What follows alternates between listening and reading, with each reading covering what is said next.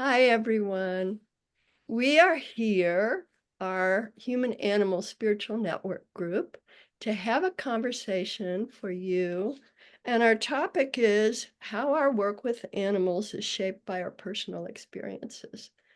And this is quite an interesting topic, and we'll see where it goes. So, would you like to start us off, Donna? Yeah, thank you. My name is Donna, and I am an animal communicator and a classical homeopath. And it's a topic that's, I think, close to my heart because I I really when I look at situations, I look into them very deeply and with a lot of meaning. And I think this particular topic, I think part of our story on this planet, we come in with. Okay, so could be, and I say that because from the get-go, it was animals, animals, animals. But then as I opened up and looked a little bit deeper, it was animals because it was such a traumatic childhood. So the animals were my safe place. So just by definition, they become the identification and the subject of my life. So going further, into my life and working with this very extreme trauma, I go into therapy for many, many, many years. And I start to see the underpinnings of behavior, whatever species you are. And so as I'm observing all of this, I then go to fill a passion and I get myself a horse. And then I become this animal communicator to understand the cognizance of animals and then have these conversations with animals. So as you can see, the story begins to unfold based on my life's purpose and my sole purpose to heal. Now, does that entail many lifetimes? Probably so. I deal with this one. I think if I heal this one, I heal what's behind me. And so I naturally gravitate to the conversation with animals about their trauma. That's something that I know upside down and inside out because I've spent the past 45 years working out my trauma. And trauma, from my experience, is not just a single event, it's a full life experience. And the animals, since I discovered they have this cognition, experience this trauma from in utero, as do human babies. So it's just been a mirror for me all along. And then we have these animals that show up that could be our spirit guides, that could be our mirror. There could be a myriad of what the animals have to show us. And in that light, the story unfolds for me as I still continue to work out this trauma. So one of the things I really understand well is fear. And fear comes from experience. It comes from past lives. It comes from my experience being completely misunderstood as a child. And what happens when I see with my clients is that animals on many levels are misunderstood. And when they are understood, it just gets better on an energetic level. And then I started to study homeopathy because homeopathy helps heal in ways that medicine can't. So that's kind of the way that I see it. I know that it's my experience and my perspective, and that I will close with that and let's hear what you guys have to say. Thanks, Donna. Um, my name is Angela. I'm a veterinarian. I'm a practicing animal communicator taking a course. Um, the thoughts that first came to me and is in alignment with Donna, as far as my childhood goes and working through and healing some of my past, would be the place that animals had within that unit of dysfunction. As an empath, you're born into this world where people have dysfunction, and you pick that up and you start to feel like it's your own. One of the ways that our family dysfunction um, kind of created animal dysfunction was it filtered down into the way the animals were treated. And being an empath, I picked up on the way the animals felt. And that made me very uncomfortable and upset. Um, and felt I couldn't do anything. So part of my healing path has been about regaining a sense of safety and control. And one of the ways before healing began, so when you're a youngster coming out of high school, is I decided to go into school to become an animal veterinary technician. Being that my family was dysfunctional, I didn't have the security knowing that I could go to vet school. I had to start at the beginning. And I believe that things in your past can become stepping stones, and everything gets to where you're going, if it's good or bad. But sometimes the negative influences you more. So there's a way of honoring that in my steps and thanking all of the animals that I couldn't help in my family household that helped me to get where I am today. And I look at them as cheerleaders from the other side. If it wasn't for them, potentially I wouldn't have continued my steps. And the next step would be from being a technician to a veterinarian. I was working with a vet who wasn't really understanding what the animal's needs were, and it was a negative influence again that actually brought me to go, I'm going to vet school.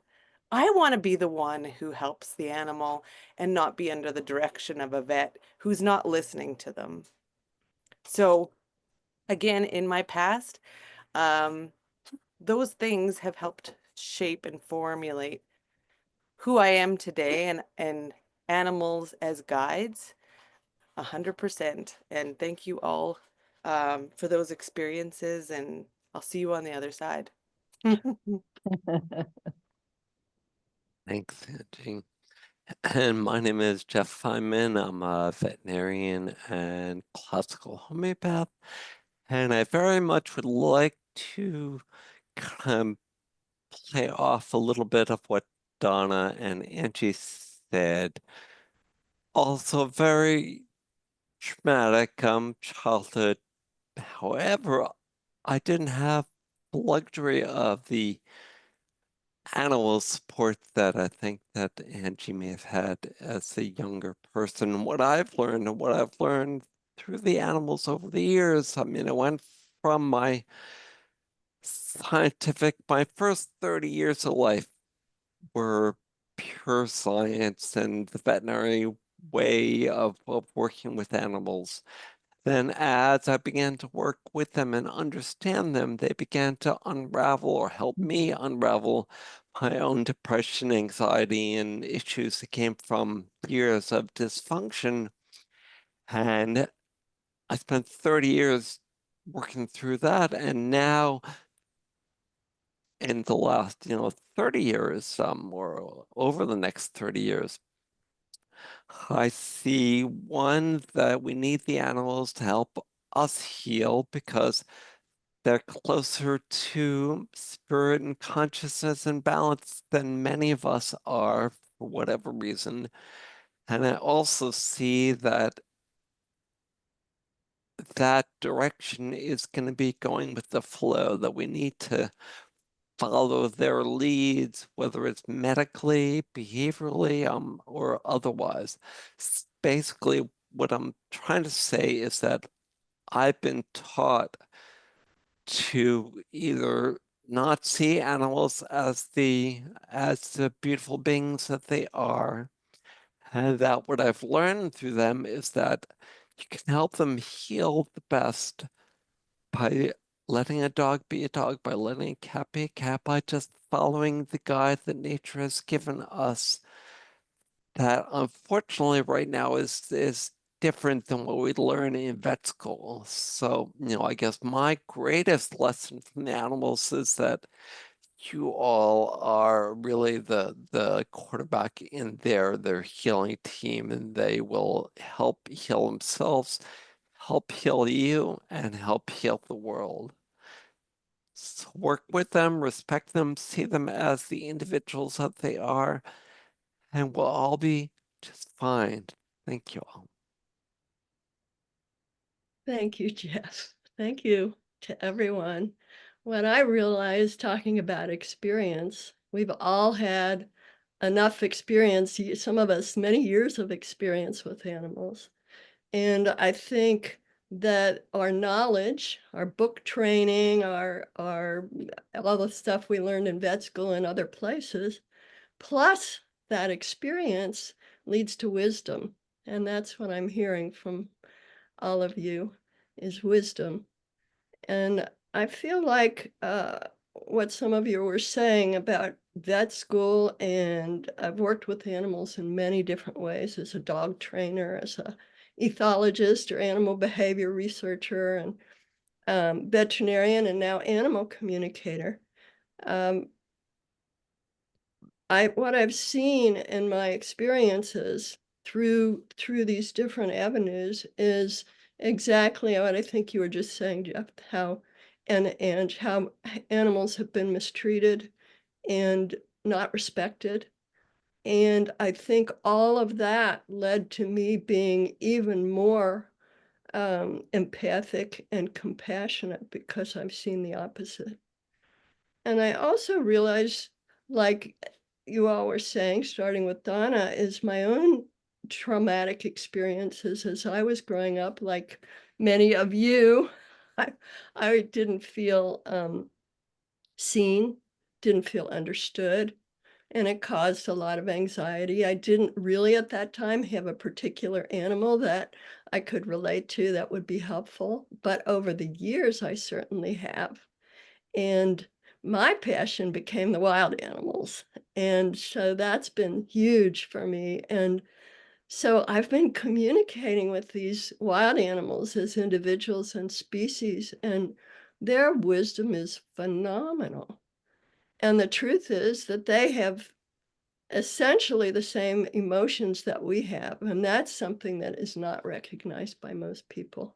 So I think that all these past personal experiences of trauma and of joy help us to understand the animals at a much deeper level and be able to help them and also receive the wisdom that they share.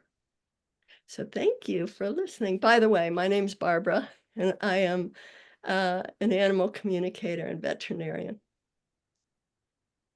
Thank you, Barbara. And thank you for all of the wonderful wildlife trips that you do and working with the many wonderful species, particularly in Africa, that you are. And the books that you've written about that is wonderful. So I'm Dr. Christina Chambreau, and I'm a veterinarian from graduated in 1980. The first thing I want to start with was a big opening for me. A couple of years after I graduated, I was at a conference about death and dying that was being applied to animals. And this was like early 80s. And there was a small breakout group where a psychologist asked the question, how were we as veterinarians dealing with euthanasia? And many people, this was a really challenging area for them. And he asked us to remember the first time that we ever in our lives saw an animal die. And one man said that dealing with euthanasia as a veterinarian was the hardest part of his job. And he avoided it all that he could, and it almost destroyed him every day when he had to euthanize an animal. It was a severe trauma for him. And he remembered in that moment that he had had a snake when he was a pet snake when he was 6 years old. And inadvertently, not knowing, he had placed the tank on a radiator. And the radiator happened to get turned on and it fried the snake. And he felt guilty about having killed the snake, that his actions had led to the snake dying. And having revisited that opened up doors for him. And I only heard back that next day. I mean, I didn't know him personally. And it helped him shift to where he realized that he didn't have to be at the effect of those emotions anymore. So sometimes just knowing and seeing and acknowledging our past. I had a great life as a child. I was an only child. And we had one dog, Tippy. And my dad was in the Air Force, so we traveled all over the world. And Tippy traveled with us one way or another. You know, my parents figured out how to get her to Japan and back and things like that. And she was just a dog. You know, we didn't have any, I didn't have any particular, I loved her, loved my parents, loved the dog. I don't remember anything about illness or anything, except that when I was away at college, she died and my parents didn't tell me till I got home. And that was, you know, I was a little upset with them, but it was like, okay, she was 18 years old and it's okay that she died. And we also had horses and, you know, I loved them. And so for me, then I went to vet school. And in vet school, we were taught to get rid of symptoms and to cure diseases. We weren't taught to heal the family and the animal at multiple levels, spiritual, emotional, whole family interaction. And it just wasn't, you know, any part of what we were doing. And so that's why a couple of years out, when I had that experience at the conference, it opened a door for me. And at the same time, I was taking courses and reading books, not in vet school, that opened the world of possibility for me, that maybe we could walk on water and swim through the earth and dissolve clouds. Maybe we lived in a realm where animals and plants and water and stones could speak to each other. But these were like passing openings for me, just little openings. So think back maybe to times when your world shifted a little bit and maybe you didn't pay attention to it. And then I went to a conference where, a veterinary conference, same one Barbara Shore went to, that Penelope Smith, an animal communicator, one of the earlier ones, spoke. And that opened a huge door for me. And then I became a homeopathic veterinarian. And that addressed healing all of that, healing the whole family, actually healing the whole world, to live in a way that we talked with and communicated with and paid attention to. What direction are we going?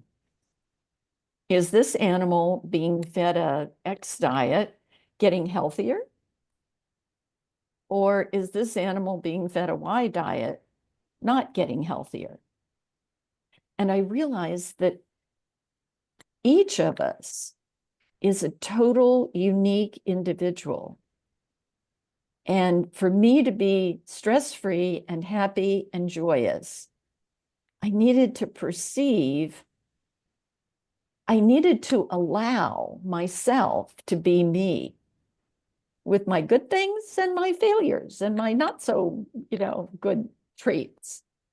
And that allowed me to perceive others that same way, to perceive the animals that way, to help the clients see that they and their animals were together on a path for a reason. And the more we could communicate with each other, by ourselves, with each other, intuitively, with help from animal communicators, with help from intuitives, etc., the better, the happier and more joyous we could be in each moment and not worry about the future. and try to let go of however much we could of the past.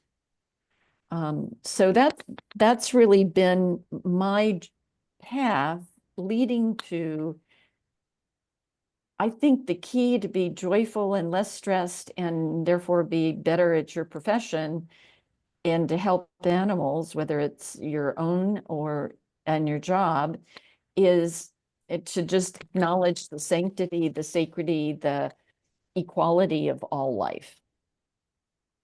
And I'll turn it over to Linda.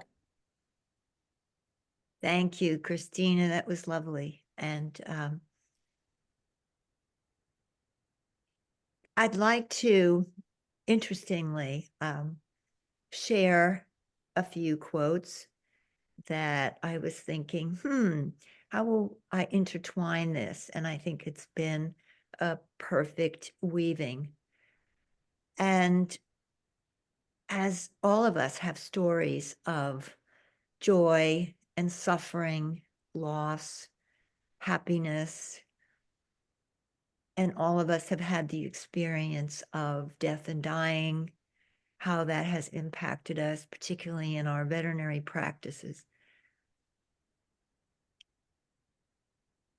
As I came into this life, again, Dr. Linda Bender, veterinarian, animal advocate, et cetera, et cetera. I came in as an empath, and I had my own personal struggles. And as a child, not feeling enough, feeling loved. And the animals were my guides, my teachers, my best friends, and introduced me to the world of spirit, the world of oneness, the one of connectedness, the one of beauty and joy, and what it means truly to experience and know the purity of love. What I see today, more and more as I've gone through my work and my life, people are seeking a deeper meaning in life. And animals are such a doorway into this journey. Mm-hmm. And compassion, empathy are the products of all these experiences that we have had. And as Barb mentioned, that equation equals wisdom, because what we need more of in the world now is not more knowledge. We have enough knowledge to solve every problem we have, but it's when we apply wisdom that actually matters. So I'd like to share these two quotes, and I think that they touch on about everything we've all shared. And the first one is by Archbishop Desmond Tutu, certainly a man who has experienced so much in his life.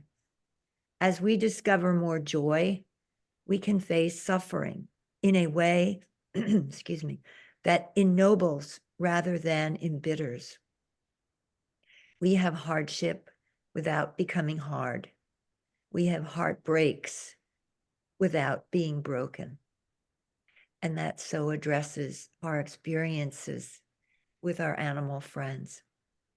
And the other one, again, is very relevant, by Elizabeth Kubler-Ross, a great teacher on death and dying.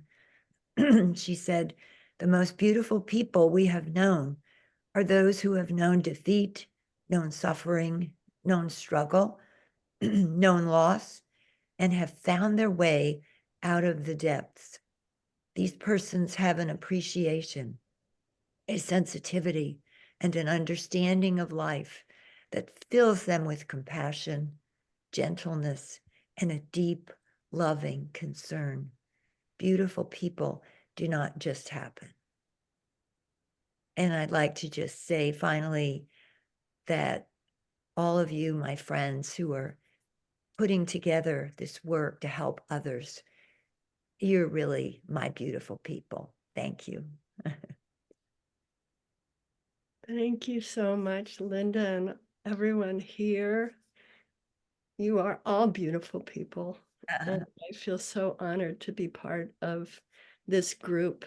And I only hope that those of you listening will benefit from the wisdom that's been shared here by these incredible people. Thank you.